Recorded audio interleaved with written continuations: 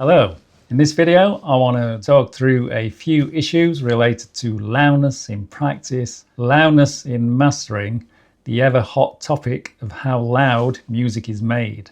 So things I'll be discussing are that decision. How do you decide the loudness that you're going to choose for your master, your piece of music? Then I'll look at techniques for how you can actually get there. Then I've got a couple of tracks that I'm going to play one after the other that have been mastered to different loudness levels and point out a few differences between them.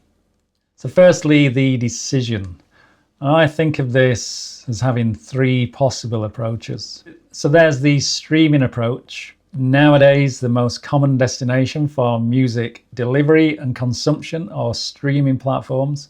They have a known loudness specification, and the mastering engineer can use that spec in the mastering process and aim to achieve the spec'd loudness. The second approach is what I refer to as the audiophile approach, where you largely ignore the loudness values and you work sympathetically with the music to get the best out of it, independent of metering. Thirdly, making it loud. This is where the artist or the engineer likes to drive the compressors hard and likes the sound that you get from doing that. And they're also competitively trying to match other commercial releases in that genre. So let's go through each of these independently. The streaming approach. So streaming services publicize their loudness specifications. And a common one is -14 lufs. There are other standards out there that use different values, but -14 integrated lufs is used in many services, including YouTube. What this means is that all audio above that level will get normalized to -14 lufs. So you can play tracks from different artists mastered to different loudness levels, and there should be no difference in loudness when you play these one after the other. There's no jump, there's no need to adjust the gain setting. Of course you can do that, but the idea is the audio coming from the streaming service or the radio even will be at a consistent level. So what this means is you can take that spec, go away, use a loudness meter and ensure you are meeting that standard. And in the mastering studio, you spend as much time as necessary ensuring that you are as close to the spec as possible. And that is a positive aspect of this approach. You know the standard, you know what you're doing to get there, you can spend as much time to make sure it sounds as good as possible at that playback loudness. The downsides are, and this is quite an unusual situation, -14 lufs might actually be too loud. So if you've got a very subtle quiet piece, maybe it's a subtle guitar piece with some quiet vocals, you try and get that up to -14 lufs, it could potentially be too loud. More likely, however, -14 lufs is too conservative, and there's no need to drive the compression stages in the mastering chain as much as is necessary to get the feel from those devices. Secondly, the audiophile approach. This is where effectively you ignore the loudness meters and you work closely with all the processors that you're using throughout the duration of the track to ensure you get the best audiophile quality from that piece of music. And that can mean not compressing them heavily, or it could also mean you do actually compress them heavily. But I think with an audiophile approach, generally you're thinking of more dynamic range, having subtle passages complemented with louder passages in the music. So although you would generally ignore the loudness level in this process, it's still advisable to check you're not clipping the output, and particularly if going down to 16-bit fixed CD quality, making sure you're using enough of the digital resolution available. However, most DAWs, probably all DAWs now, use 32 and 64-bit floating point digital audio. So the resolution is generally not an issue. So the positives here are that you get the best sound quality of the track. The downsides, however, are that if this is prepared for an audiophile type system and listening environment in a quiet setting on a really nice hi-fi system, it's going to sound great. But if it's played in a noisy environment, such as in a car, you might lose that quiet detail. As I said a moment ago, if this is destined for CD and it's mastered very quietly, you may only be using the least significant bits of the 16-bit digital system, and that won't necessarily translate as well on a CD player. So the third approach, all bets are off. We're just going to make it loud. You're going to drive the compressors hard. You're going to slam the compressors if necessary. Have multiple stages of compression, wideband, multiband dynamics, maybe a dynamic EQ, maybe stacked limiters, more than one limiter on the output, getting it as loud as possible, but getting the flavor of the compressors as well. So those artifacts you get from a nice compressor are often desirable, and you would choose your compressor wisely to get the best results based on what you want to achieve. And there is actually still this perception among some artists, some engineers, that louder is better.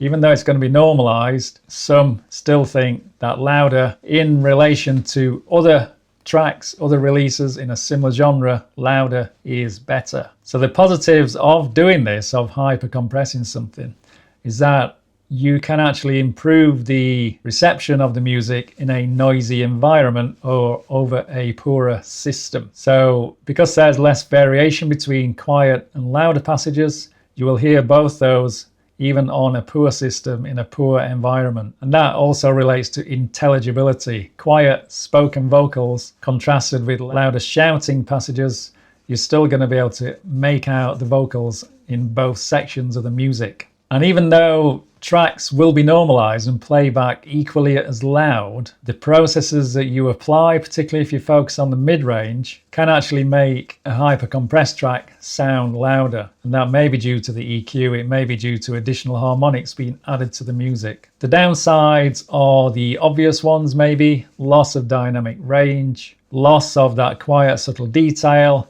and distortion artifacts. So next I have a couple of tracks that I've mastered to different loudness levels, and we're going to take a listen to them and I'll point out a few differences between them. You can actually follow up after this. These tracks have been uploaded to YouTube, -9, -14 LUFS, and there is another one up there at -23 LUFS. So you can compare the difference between each of these once you've watched this video. But I will play them now in Logic.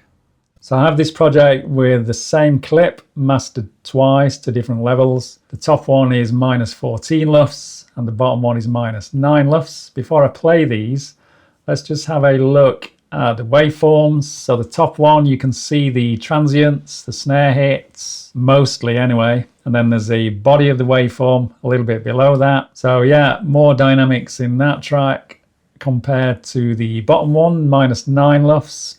And effectively the transients have been shaved off and the body of the waveform is a little bit more dense maybe than the top one. So this bottom one, the clip gain has been reduced by roughly 5 dB. So when these are played back to back, they should sound approximately at the same perceptual loudness. So I'm going to play them one after the other. They're quite brief.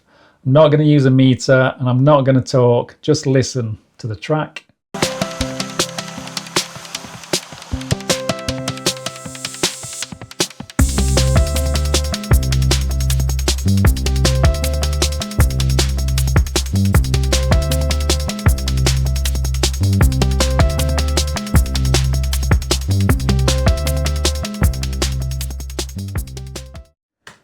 So that was -14 LUFS, now -9 LUFS.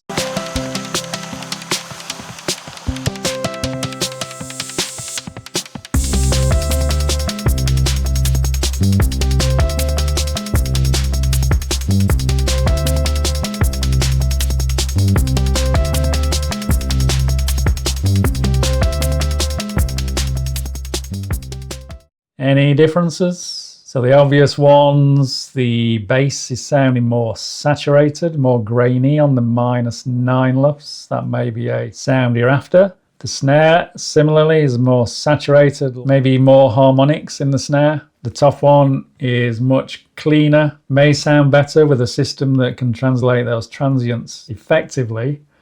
I'm going to play this again, but this time alternate between the tracks as it goes along. See if you can notice any differences more clearly.